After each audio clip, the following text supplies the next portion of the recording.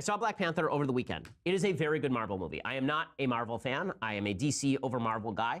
I have to analyze it on two levels, the Black Panther film. So one is the movie level. Is it a good movie? The answer is yes, I think it's a good movie. I think it's a well-made movie. I think it's compelling. I found the characters interesting.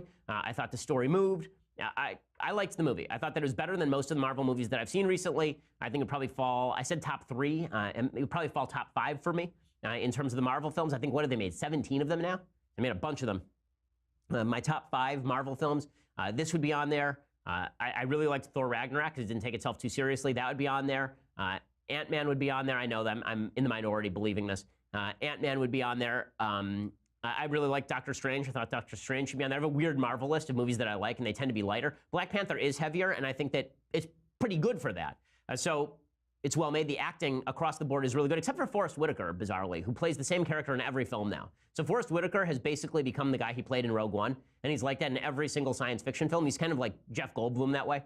When you cast Forrest Whitaker, you know you're getting Forrest Whitaker. You're not going to get really a performance. But everybody else in the film is great. Michael B. Jordan steals the film as the villain, Killmonger. He's the best thing in it. But the performances across the board are quite good. Okay, so that's level number 1. Is the film good? That's what, so things I like that. That's good. It's a good film. So we can show a little bit of the preview, and then I will explain some things about the film that I did not like. Tell me something. What do you know about Wakanda?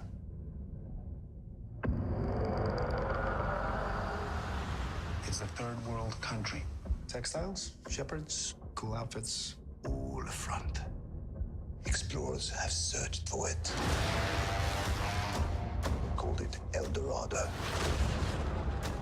They looked for it in South America. But it was in Africa the whole time. I'm the only one who's seen it.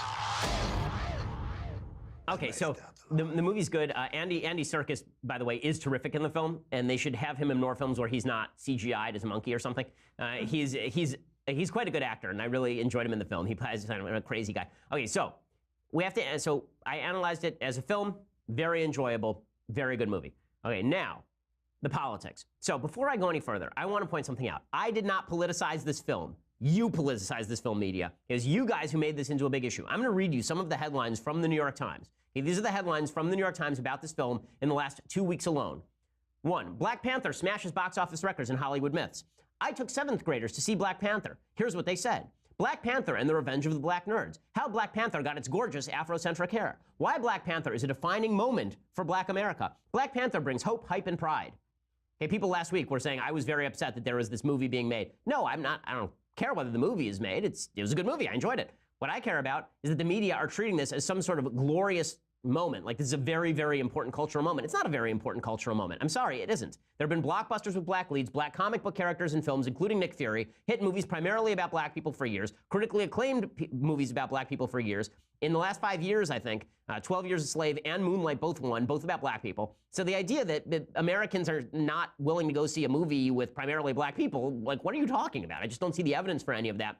And there's this kind of virtue signaling that's now going around, people saying they love the movie a little more than they do because they want to prove that they went to see a movie with black people and liked it. I think that's really dumb. The movie's good. Is it Citizen Kane? No, it's not Citizen Kane. Is it a very good Marvel movie? Sure. Okay. The politics didn't go beyond that, though. So it's not just it's important for black kids to see a black superhero, which I find a dubious measure. I don't think it's important for white kids to see a white superhero. I think it's fine for white kids to see a black superhero, like Black Panther. I think it's fine for black kids to see a white superhero. I don't care. It makes no difference to me. But there's something beyond that. So Carvel Wallace wrote this in the New York Times, quote, "No one knows colonization better than the colonized, and black folks wasted no time in recolonizing Wakanda. No genocide or takeover of land was required. Wakanda is ours now. We do with it as we please." And then he said also in this article that there's a video posted to Twitter in December, which has since gone viral. 3 young men seen fawning over the Black Panther poster at a movie theater. One jokingly embraces the poster while another asks rhetorically, "This is what white people get to feel like all the time?" There's laughter before someone says, as though delivering the punchline to the most painful joke ever told, "I would love this country too." Except nobody's ever gone to see a Captain America movie and said, "Wow, look, a movie with a white hero. I'm so excited. He's white." Nobody does that in America. That's not a thing.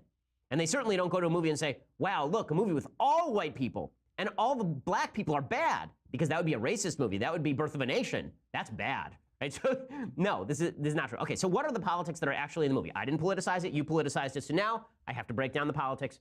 Sorry I have to do that. Shouldn't ruin your experience of the film. It's a good film. Okay, so here's what's good. Martin Luther King defeats Malcolm X. So there are two main characters in the film. One is T'Challa, who is a stolid Chadwick Boseman, and he sort of plays the MLK figure. He's taking over for Wakanda. So I have to explain the plot of the film. So spoilers ahead. Okay, if you don't want to hear the spoilers, tune out now. Here are the spoilers. So there's a fictional kingdom that does not exist because none of this exists, right? It's Marvel Universe. But we're going to pretend that it does exist for purposes of this conversation, because when you analyze the politics of a film and the messages that are being promoted by the film, you have to take it on its own terms. So here's what's going on. There is a country called Wakanda. Wakanda was hit with a meteorite that is filled with vibranium. Vibranium is basically unobtainium. It is the greatest metal that has ever been created. It can heal spinal wounds. It can give you visions of your forefathers. It can do anything, vibranium. It's just unbelievably cool crap. And it can turn your entire civilization, apparently, so long as there are no white people in your civilization, it can turn your entire civilization into a fully westernized, fully liberal place with gay rights and women running the military and women running all the science, institutions, and all this. Outside cultural influences don't matter. All that matters in this universe is that a big meteorite landed right here and that there were no white people to ruin it. That's pretty much the premise of Wakanda. And then Wakanda hides from everybody, but they still have the greatest country ever without any trade. So they have this metal, but the metal magically can grow things, and it can make everything super cool. It can be isolationist. You can have a complete state with no outside interference at all. Now, pause. In real life, this doesn't work out for anyone. Japan was the closest thing to this. America basically opened Japan with a couple of gunboats. Okay, China was like this. In the 1860s, the United States sent a couple of gunboats into China during the Boxer Rebellion and basically took over during the Opium Wars, and basically took over large swaths of China and opened it to trade. So this is not accurate. Okay, when you cut yourself off from the outside world, it typically makes you weaker, not stronger. But put that aside. Okay, so Wakanda is fantastic. It's the greatest place ever. But Wakanda didn't help out black people around the world when black people were suffering at the hands of white people. So the king of Wakanda, before T'Challa, was T'Chaka. That's his dad. T'Chaka had a brother. His brother was sent as a spy to Oakland. Why would you send a spy to Oakland? No one knows. Okay, no, what's in Oakland? Were you trying to get the Raiders playbook?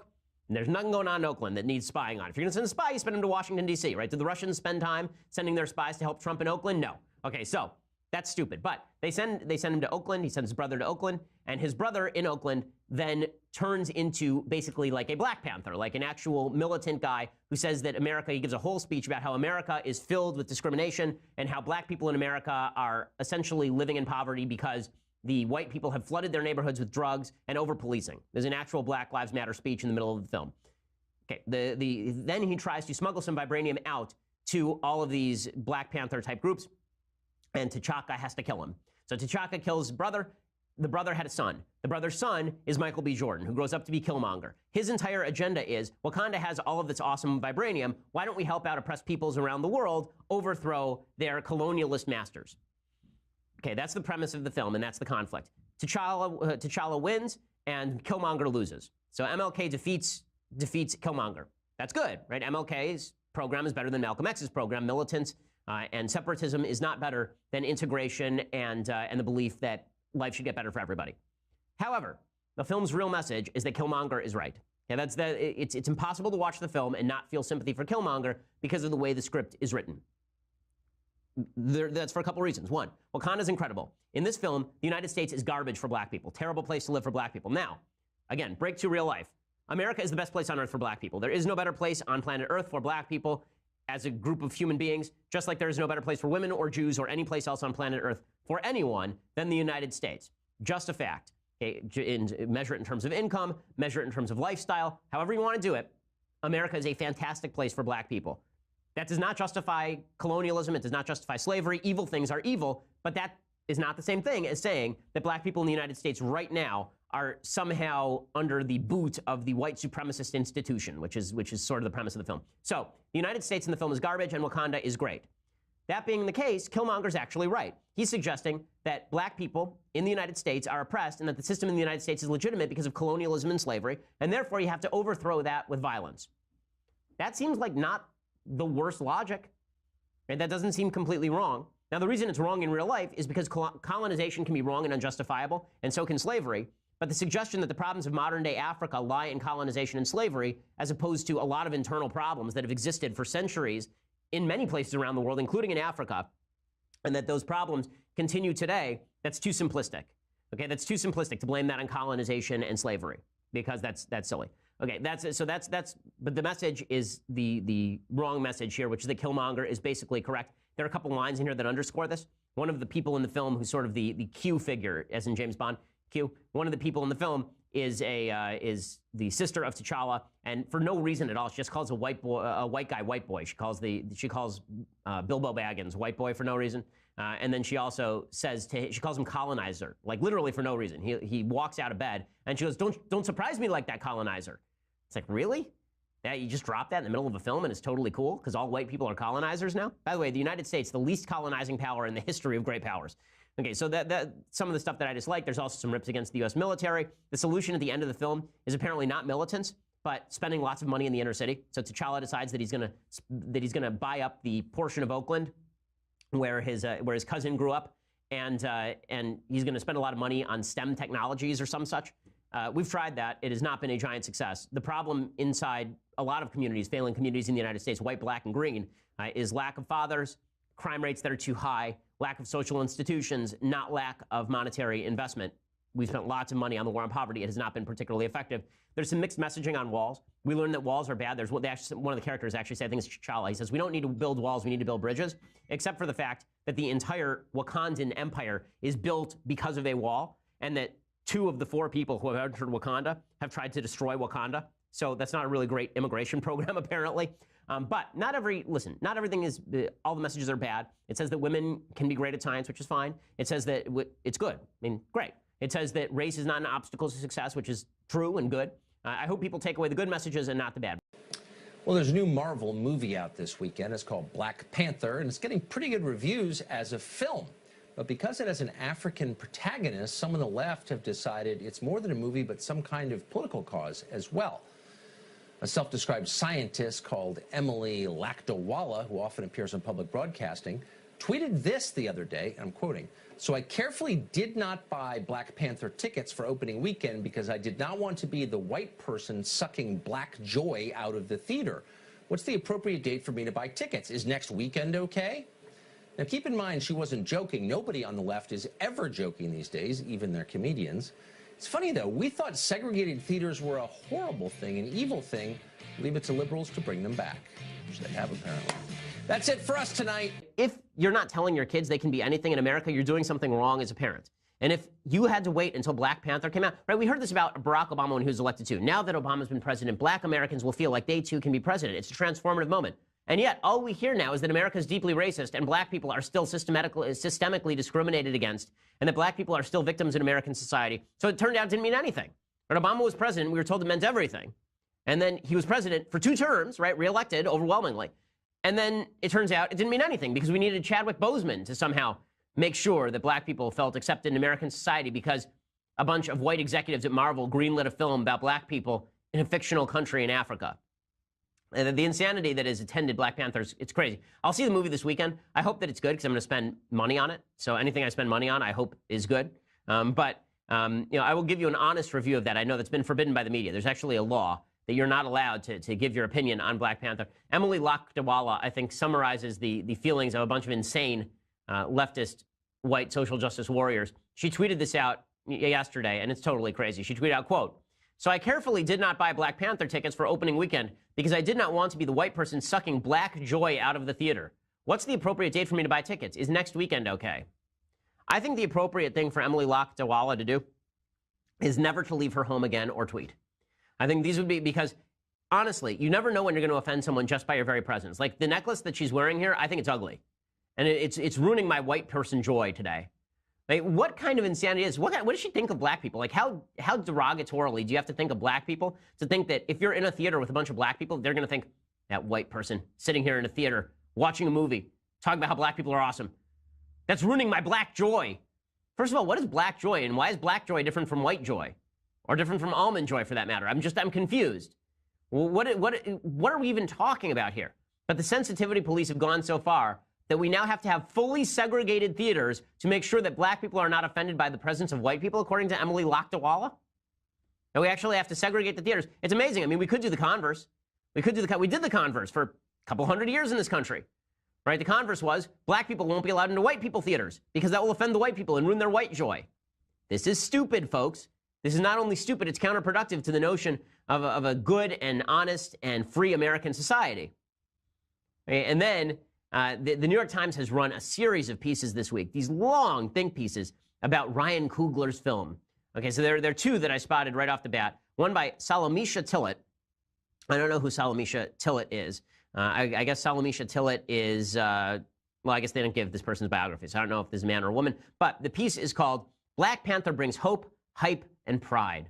And here's what it says. It says, I suppose neither of us is used to the spotlight. A dapper T'Challa, the Prince of Wakanda, says upon meeting Natasha Romanoff, a.k.a. the Black Widow in Captain America Civil War. A few scenes later, a recently orphaned and vengeful T'Challa, swapping his bespoke blue suit for a full-body bulletproof one, reappears as a new Marvel movie superhero. The Prince will have to live with the attention. Even before its February 16th release, Black Panther smashed box office records, beating out Captain America Civil War on first-day ticket advances, and surpassing Batman vs. Superman, Dawn of Justice, to become Fandango's top-selling superhero movie in history. Great. Okay. That's fine. I mean, sure. I mean, I hope the movie's good. But I do love this idea that, you know, this is some sort of amazing moment. Not since Spike Lee's Malcolm X has there been so much hype and hope for a movie among African-American audiences. From special group outings planned by excited fans to crowdfunding campaigns to ensure children can see it, Black Panther is shaping up to be a phenomenon. In December, a viral video of two African-American men excited to see the movie's poster with its all-star black cast. This is what white people get to feel like all the time, one man wrote on Twitter, seemed to capture the anticipation, garnering more than 2.5 million views. Okay, a couple of things about this. One, Black Panther, the superhero, was created by two Jewish guys. And just FYI. Two, this is not what white people feel like all the time. White people don't go around thinking, oh, Captain America, my favorite white superhero. Oh, that's amazing. Iron Man, white superhero. And if you think like this, I would suggest that you might need to start thinking less tribally. Okay, if you spend your life going around thinking, oh my God, I'll bet white people feel just like this every time they see Tom Cruise in a movie. First of all, do black people feel like that when they go see Denzel Washington in a movie? I doubt it. Hey, oh man, Denzel, now I know what it's like for white people who see Tom Cruise. I've never once gone to a Tom Cruise movie and thought, oh, look at that white guy, he's representing. That has never occurred to me, not one time, because that's crazy talk, and you shouldn't think like that. And so it was created by Stan Lee and Jack Kirby. Those were the two Jewish guys. And now Ta-Nehisi Coates has written a new series of comic books. By the way, Ta-Nehisi Coates' comic books are garbage. I've read them. They're so bad, the Black Panther comic books. So I hope the movie is much better than the comic books. But here's Deirdre Hallman. Listen to this. Wakanda is a kind of black utopia. This is the country where this takes place. Wakanda is a kind of black utopia in our fight against colonialism and imperial control of black land and black people by white people, said Deirdre Hallman, a founder of the annual Black Comic Book Festival at the Schomburg Center for Research in Black Culture in Harlem. To the black imagination, that means everything. In a comic book, it is reality. And through a major motion picture, it's even more tangibly and artistically a reality we can explore for ourselves. There's so much power that's drawn from the notion there was a community, a nation that resisted colonization and infiltration and subjugation. So a few things about this. One, sorry to break it to folks, Wakanda is not a real place. It does not exist. It is just as real as Asgard. Okay, it's not a thing. Okay, number two, this idea that it's a fight against colonialism and imperial control. Here is the reason why so many people are going crazy over this. So one of the reasons people are going crazy over this is that supposedly the Wakanda, the country of Wakanda in the movie, I haven't seen the movie yet, so this is speculation based on all of the news reports. The country of Wakanda has basically been separated from society for a long time. So it's sort of like 17th century Imperial Japan, right? It's been separated from the rest of the world for a long time. White people have not come in. There's been no trade with the outside world except through vibranium, which I guess is some material, some alien material that landed there and is extraordinarily valuable and is used in weaponry like Captain America's shield. And they've been able to guard from the influences of outside culture. And therefore, according to the movie, Wakanda is the most technologically advanced country on planet Earth. It is incredibly advanced. It is filled with beautiful, wonderful people who all treat each other wonderfully. It is utopia. It is just the greatest place that ever was. And this is being portrayed as reality. The problem that I have with this is that there is no utopia for white people, for black people, for any people. It doesn't exist anywhere. There are two countries in Africa that technically have not been colonized. They're Ethiopia and Liberia. Okay, Ethiopia was conquered twice by the Italians, but was never colonized in the formal sense of colonies being placed there with Italian folks who then ruled the roost for a long period of time. Liberia was originally founded by the United States, which granted sovereignty to the local black population. And the idea was that a lot of black slaves in America who'd been shipped here against their will would be shipped back to Liberia. It was never really colonized in the technical sense. Both of those places have severe problems. Countries have severe problems. And countries that are isolated have severe problems too. Japan was isolated from Western civilization for centuries. That was not great for Japan. It wasn't great for China. This policy, North Korea is completely isolated from different countries. The idea that trade, isolation, racial unity, that these are the things you should be aiming for in a country is a really bizarre idea in a liberal order, in a new order where free movement of trade and population and money is considered a generally good thing and is better life all around the world. If you actually founded a country on the basis that it wouldn't trade with outsiders, that there wouldn't be any cultural exchanges, and that you would actually produce all you needed in-house, it wouldn't be utopia, it would be garbage. That'd be a bad country. And just because it's a country filled with black people, that wouldn't make the country any better. This was sort of the founding ideology of Hugo Chavez in Venezuela. This is the Yush ideology in North Korea. This is not a good ideology, and this is not a race-specific thing. I'm not saying Wakanda is bad because it's black or anything. That's stupid. I am saying that if your idea of a utopia is a place where there is no quote-unquote white influence, I'd like to see a place on the planet where that's a good thing. I'm just as I think I'd like to see a place on the planet where a white-only country has been a good thing with no cross-cultural pollination. It's silly. The whole reason that cultures survive and thrive is because they adapt and advance thanks to technological advances they bring in from the outside. And yet this is being seen as sort of a model. And the problem is that if you're creating a racial separatist model, I haven't seen the movie yet, but if the worship of Wakanda seems to be this, right? If the worship of Wakanda is that a racial separatist model is good and that all of the evils that have been suffered by folks on the continent of Africa have been suffered because of colonialism and imperialism, that is historically inaccurate. There are a lot of reasons that countries in Africa have suffered tremendously over time. They were suffering tremendously, by the way, before white folks ever got there.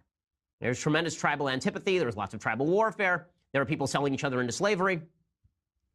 The idea of a utopia does not exist anywhere on Earth. There is no utopia. The closest that we've come to utopia is a place like the United States, where people of any race, any color, any background, any ethnicity can live in freedom together while respecting each other's civil rights. That's the closest we've gotten to utopia. And trying to build an alternative fictional utopia and then suggesting that we wish that this were a model for a country on planet Earth is silly and counterproductive.